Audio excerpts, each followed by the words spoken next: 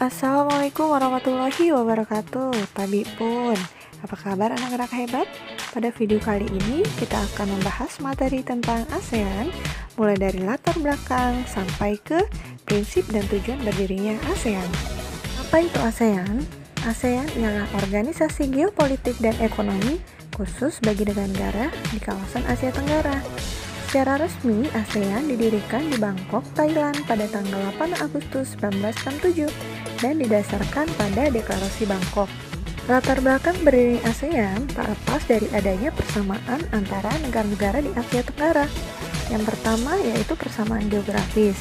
Semua negara yang ada di Asia Tenggara sama-sama terletak di antara dua benua, yaitu benua Asia dan Australia. Selain itu, negara-negara yang ada di Asia Tenggara juga terletak di antara dua samudra, yaitu Samudra Hindia dan Samudra Pasifik. Yang kedua yaitu persamaan geologis atau persamaan budaya. Tiap negara di Asia Tenggara memiliki dasar kebudayaan, tata kehidupan, bahasa, serta pergaulan yang nyaris sama. Wajar saja, karena semua negara ini umumnya adalah pewaris dari peradaban rumpun Melayu Austronesia. Yang ketiga yaitu persamaan nasib. Negara-negara di Asia Tenggara sama-sama pernah merasakan masa penjajahan oleh bangsa Barat, kecuali negara Thailand. Hal inilah yang akhirnya memunculkan rasa kesetakawanan di antara negara-negara di Asia Tenggara. Dan yang terakhir adalah persamaan kepentingan di berbagai bidang. Latar belakang berdirinya ASEAN tak bisa dilepaskan pula dari kepentingan di berbagai bidang, seperti sosial, budaya, ekonomi, keamanan, serta politik. Seperti yang sudah disebutkan di awal tadi, bahwa latar belakang berdirinya ASEAN berkaitan erat dengan Deklarasi Bangkok. Apa saja isi deklarasi tersebut? Yang pertama, mempercepat terjadinya pertumbuhan ekonomi, kebudayaan, dan sosial di Asia Tenggara. Yang kedua, meningkatkan stabilitas regional dan perdamaian. Yang ketiga, meningkatkan kerjasama dan saling bantu demi kepentingan bersama dalam berbagai bidang. Yang keempat, memelihara kerjasama erat di tengah organisasi regional dan internasional. Dan yang terakhir, meningkatkan kerjasama guna memajukan pendidikan, penelitian, dan latihan di Asia Tenggara. Ya, kita akan membahas tentang negara pemrakarsa ASEAN. Yang pertama ada Indonesia yang diwakili oleh Adam Malik. Yang kedua, negara Malaysia yang diwakili oleh Tun Abdul Razak. Yang ketiga, ada Filipina yang diwakili oleh Narcisco Ramos. Yang keempat, Singapura yang diwakili oleh S. Rajaratnam. Dan yang terakhir ada Thailand yang diwakili oleh Ranat Koman.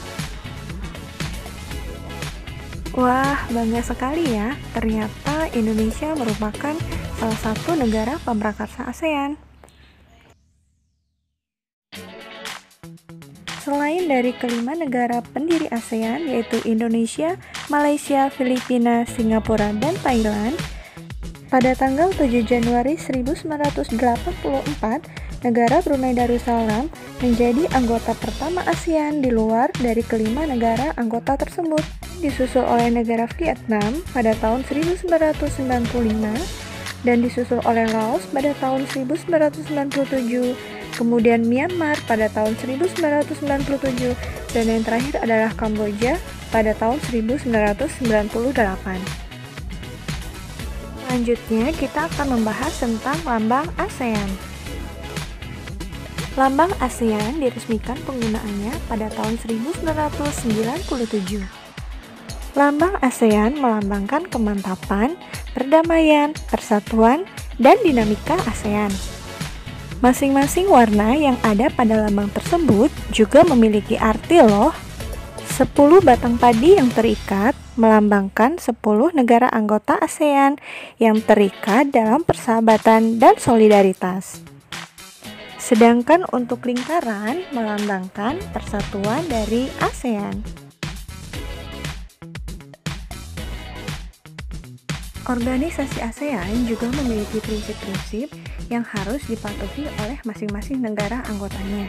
Apa sajakah prinsip-prinsipnya?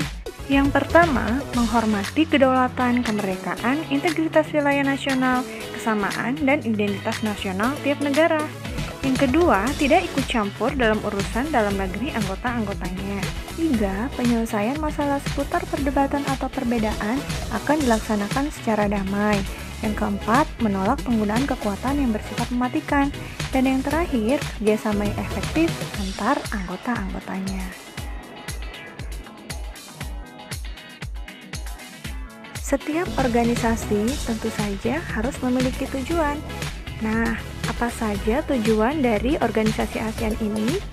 Tujuan yang pertama adalah mempercepat proses pertumbuhan kebudayaan serta kemajuan sosial di Asia Tenggara. Tujuan yang kedua yaitu memelihara stabilitas dan perdamaian negara-negara di Asia Tenggara. Tujuan yang ketiga yaitu meningkatkan kerjasama secara aktif dan saling menolong dalam berbagai bidang seperti sosial, ekonomi, teknologi, budaya, serta administrasi. Tujuan yang keempat, saling menolong dan membagi bantuan berupa fasilitas latihan, serta penelitian, baik bidang teknik, pendidikan, administrasi, dan kejuruan. Dan tujuan yang terakhir yaitu memelihara kerjasama yang bermanfaat serta erat dengan berbagai organisasi regional maupun internasional dengan tujuan sama serta mencari kesempatan dalam menjalin kerjasama dengan aneka organisasi tersebut. Nah, anak-anak, sekian video kali ini. Semoga bermanfaat dan menambah wawasan kalian. Ibu akhiri, wassalamualaikum warahmatullahi wabarakatuh.